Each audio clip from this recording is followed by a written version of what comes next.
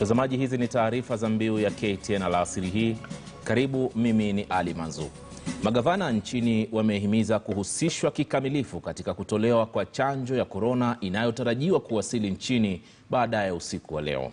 Wakizungumza wakati wa mkutano kati ya baraza la magavana na kamati ya ugatuzi wa seneti, magavana wamedai hawajaelezewa lolote kuhusu jinsi chanjo hiyo itakavyotolewa sehemu za kaunti mbalimbali. Seen that all the 47 counties are going to get the vaccine. You maybe would shed more light on this so that at least we have something to tell our colleagues or to tell people out there that the vaccine has come. Yes, this is the way it's going to be done. And in particular, I am so concerned about the community health workers. Are they also part of the frontline health workers? Thank you. The conversation on who takes the vaccine first really is the wrong one. The right one would be to ensure that you governors who have the responsibility for health service delivery, you are in the know. When it came to building of ICUs, you are the ones who took the blame. And the national government offloaded all the blame to county governments. When it came to conducting even public health and testing and all those protocols required, it was the governors who took the blame. When it came to procurement, KEMSA, it was the national government issuing tenders to strangers and fleecing the country if the revelations in public investments committee is anything to go by. Mtazamaji, chanjo hiyo ya korona inatarajiwa kuwasili humu nchini usiku wa leo kama nilivyokuelezea hapo awali, na tayari na kwa mengi zaidi tuungane na mwanahabari mwenzangu ambaye anahusikana sana na masuala ya afya, Beldin Waliaula, akiwa katika studio zetu katikati mwa jiji la Nairobi. Beldin, nadhani unanipata vyema kabisa. Labda kufikia sasa mumefahamishwa nini kutoka kwa Wizara ya Afya wakati ambapo tunasubiri shehena hiyo kuingia hapa nchini?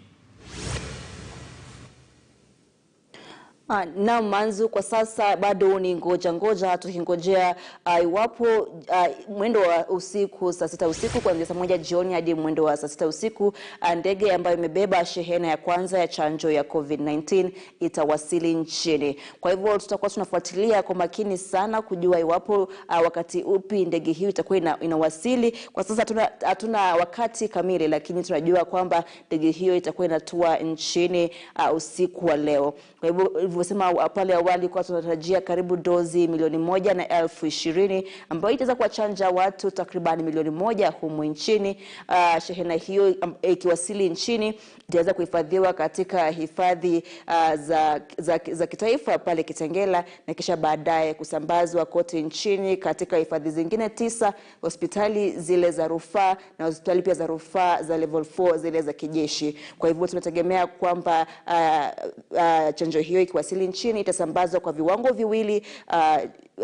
Chanjo 1495 itasambazwa kwa mara kwa awamu ya kwanza, na ili kwa katika hospitali za level 6 zile za kijeshi na pia katika maeneo mengine humu nchini. Kwa hivyo tunatarajia kuwa chanjo hiyo ikiwasili nchini itasambazwa punde na kwa chanja wahudumu wa afya, wale walinda usalama pamoja na walimu ambao wanatarajiwa pia kupokea chanjo hii. Manzu, nitakuuliza swali tu kama jana ni katika ile kuongezea msisitizo wa chanjo hii ambayo ni muhimu, wakati ulituelezea kwamba kuna vile viwango vya nyuzi vya joto ambavyo lazima viwe vinaambatana na sehemu ambayo itakayopelekwa. Je, kuna mikakati yoyote? Manake unazungumzia hapo chanjo hiyo kupelekwa sehemu za mashinani katika baadhi ya hospitali ambazo umetaja hapo. Je, kuna hifadhi ya kutosha na kuhakikisha chanjo hii haitokuwa ni ile yenye kuharibika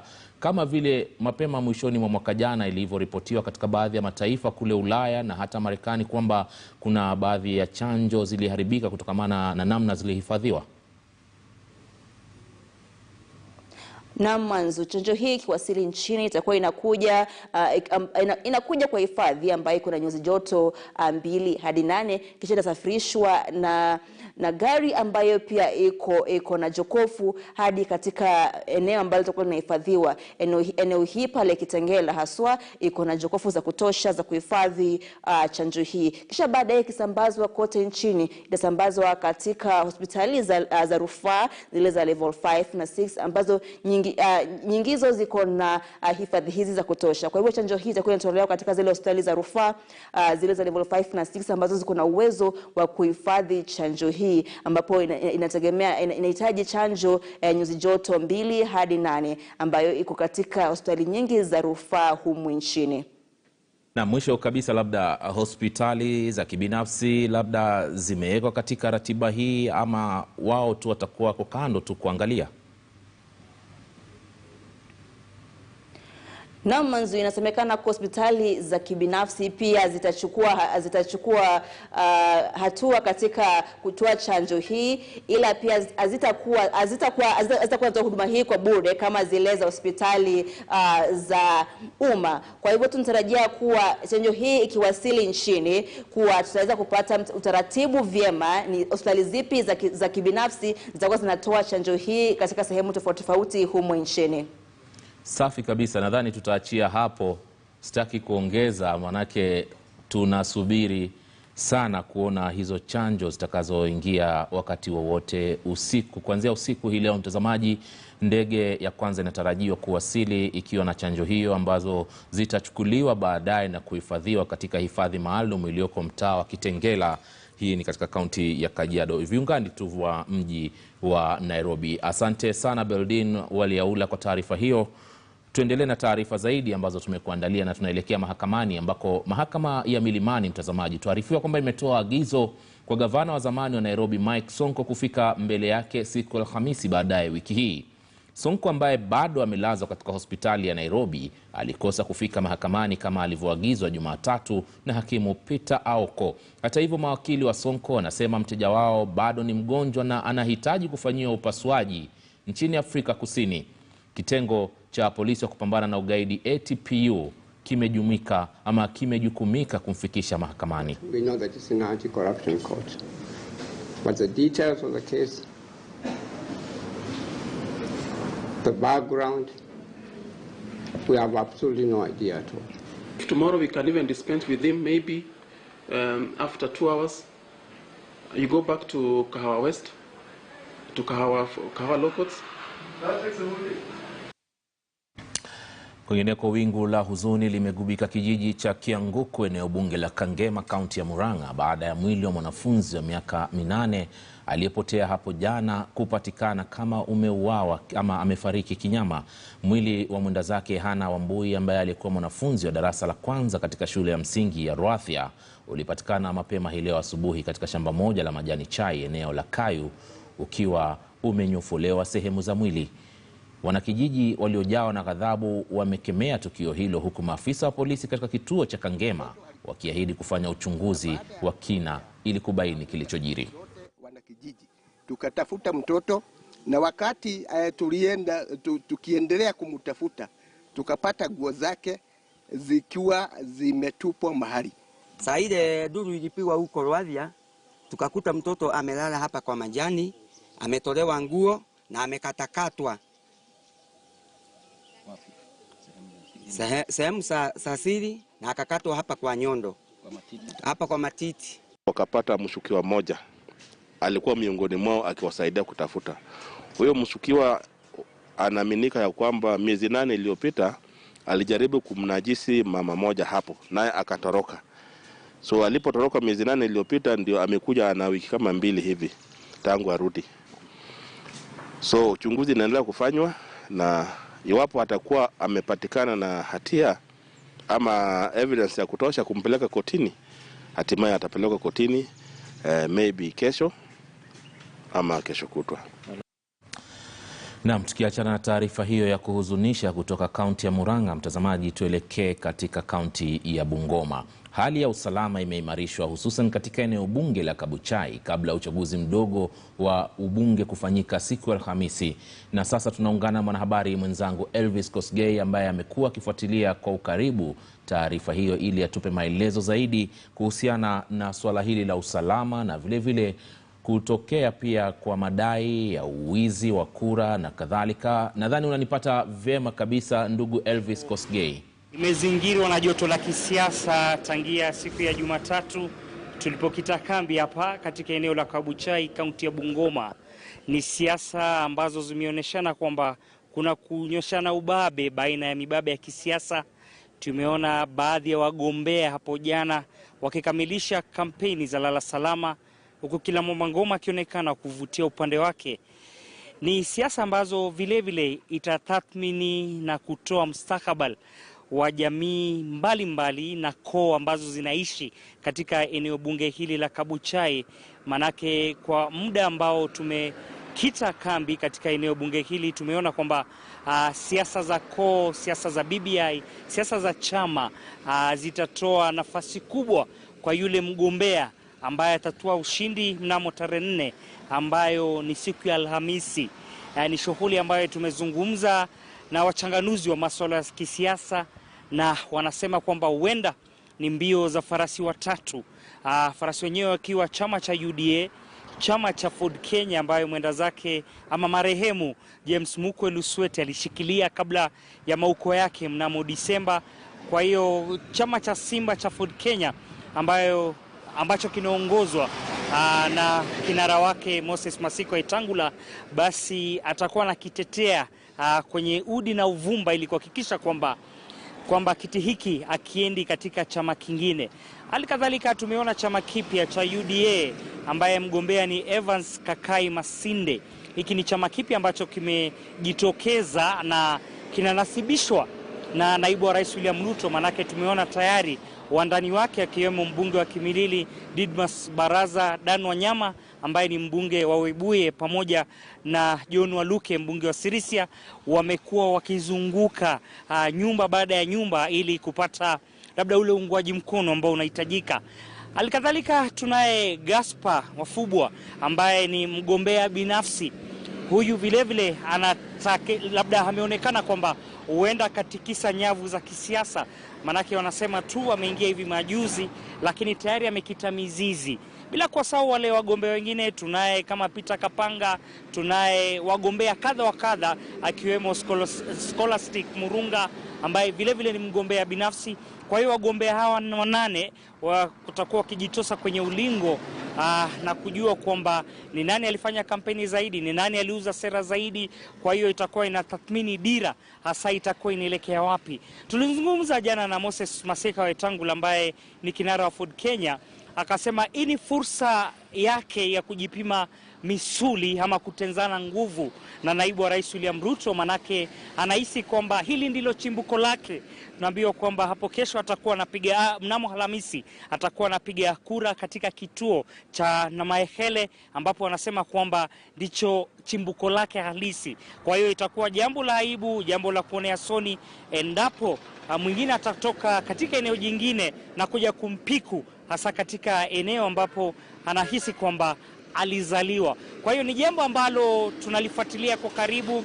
Tumezungumza halikadhalika na wadau hasa kwenye tume ya IEBC na wanasema kwamba mikakati ipo kabambe, japo pamekuwa na hatihati. Tulitaka kuzungumza na yule afisa mkuu ambaye anasimamia masuala ya uchaguzi katika eneo hili, lakini tayari hawakuwa wamepata kituo maalum ambapo kura zitakuwa zikihesabiwa. Kwa hiyo bado walikuwa wanazungumza na wale wadau, hasa vile kuzungumza na wakuu hasa kwenye tume ya IEBC ili waamue hasa ni kituo gani ambacho kitatumika katika kuhesabu kura hasa kwenye mchakato wa uchaguzi kuu katika eneo hili la Kabuchai. Kwa hiyo hapo kesho tumeambiwa kwamba mida ya saa 4 patakuwepo na kikao na waandishi wa habari, waandishi ambao wanasema kwamba watatoa hotuba ama waweze kutujuza labda ratiba yao itakuwa namna gani, manake wagombea vile washajiwasilisha kuhakikisha kwamba wale watu ambao watakuwa wanasimamia kura zao basi itakwenda bila kuwa na hatihati yoyote. Vile hapo jana tuliona pamekuwa na madai ya wizi wa kura kuna baadhi ya viongozi wamesema kwamba huenda kuna watu wana njama fulani ya kushiriki wizi katika kipindi hiki, jambo ambalo limepuziliwa mbali na makundi kinzani. Kwa hiyo vilevile leo tumezungumza na wakazi wanasema vilevile watakuwa ange ili kuhakikisha kwamba hakuna yeyote ambaye atahusika katika jambo lile, huku utovu wa usalama ukionekana kwamba wadau wanahusika hasa kwenye sekta ama ile idara ya masuala ya usalama watakuwa ange kuhakikisha kwamba itakuwa ni kura yenye amani, kura ambayo hapatakuwa na walakini wowote. Kwa hiyo ni jambo ambalo tutakuwa tukiwa taarifu mie na mwenzangu Jeff Kirui, ambapo hapo kesho tutakuwa tumekita kambi katika eneo bunge hili la Kabuchai, kaunti ya Bungoma. Manzu.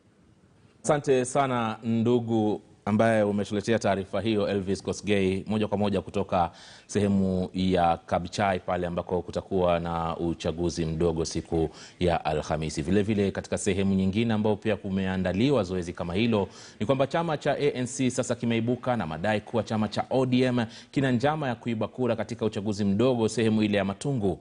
Wana ANC wamefika katika afisi za IEBC na kuwasilisha orodha malalamishi yao pamoja na ushahidi wa kuitaka IEBC kupiga marufuku wapiga kura kuvaa barakoa aina fulani ambazo wanadai ODM itatumia kama njia ya mawasiliano.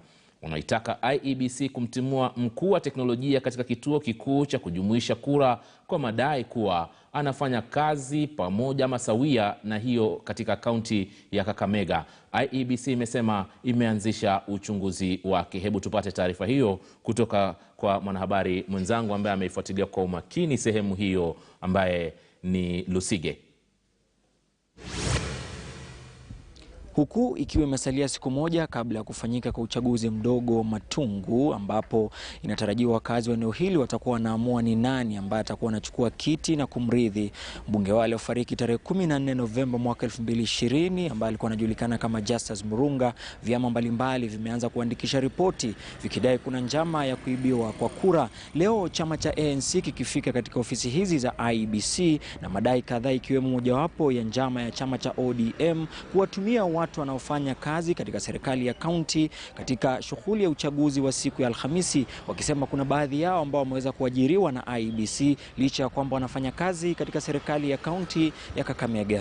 We have a complaint about a presiding officer who is identified by the name James Wambanda, who will be at the tallying center as an ICT officer.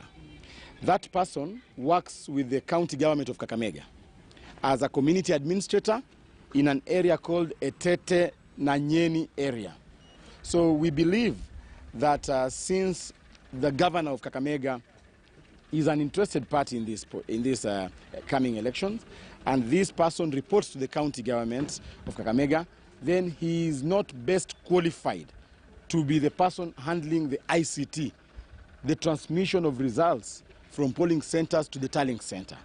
So we have put up a complaint and we've said that that person should be disqualified with immediate effect. Furthermore, he is a voter in Matungu. He comes from Nanyeni area, Etete area. So we have requested the returning officer to disqualify that person with immediate effect. Third, we have an issue with how the ODM are planning to interfere with this, ODM team are planning to interfere with this process. One, they are issuing out unique masks that are going to identify their people. And those masks, the reason why they are issuing out the unique mask is that they have already compromised some presiding officers. So the presiding officers will be able to identify their supporters with the unique masks. So in some instances, they might be given 2 ballot papers to cast, or in some instances, they might not ascertain whether those people data on their identity cards tally with the register.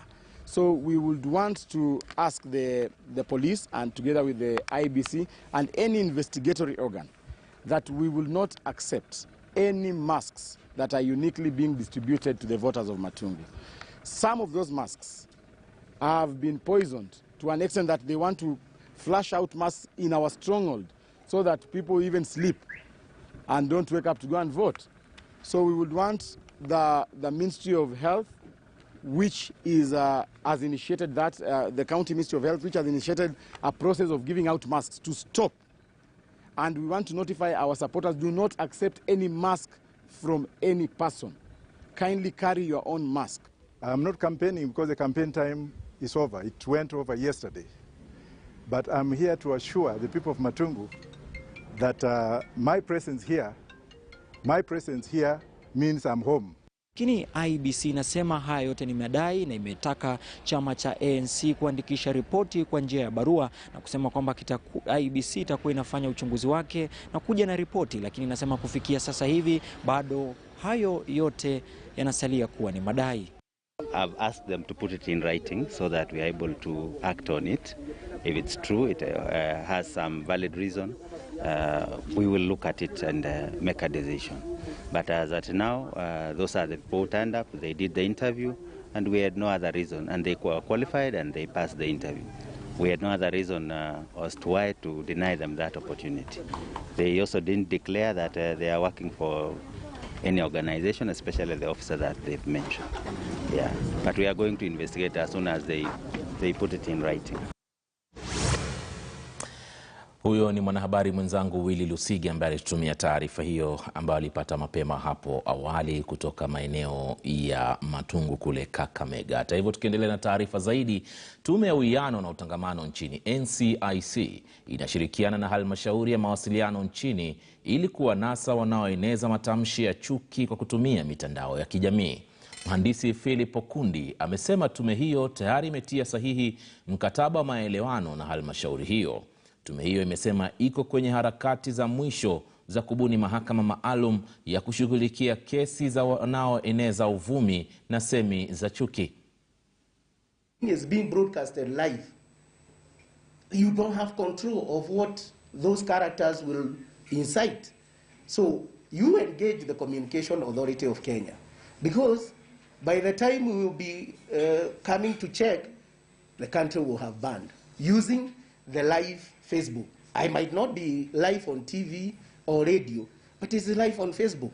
And the penetration of internet in this country is very high. The social media is very difficult to deal with, but there are ways also of addressing it. So this is another area on media that we wanted to work with you on. We have already signed an MOU with the Communications Authority of Kenya. You know, if you have to track hate speech is even done in a private house, and then it's taken and they find somebody who will go and yield it somewhere else, and then you cannot track where it came from. But Communications Authority of Kenya today has special equipment which will track silent talks, and they can be recorded somewhere, and then one thing we will have to do is not to reveal the source of information. Mtazamaji, unaendelea kutazama taarifa za Mbiu ya KTN alasiri hii. Unapumua kidogo tu, lakini tarejea na taarifa zaidi katika sehemu yetu ya pili. Endelea kuwa nasi.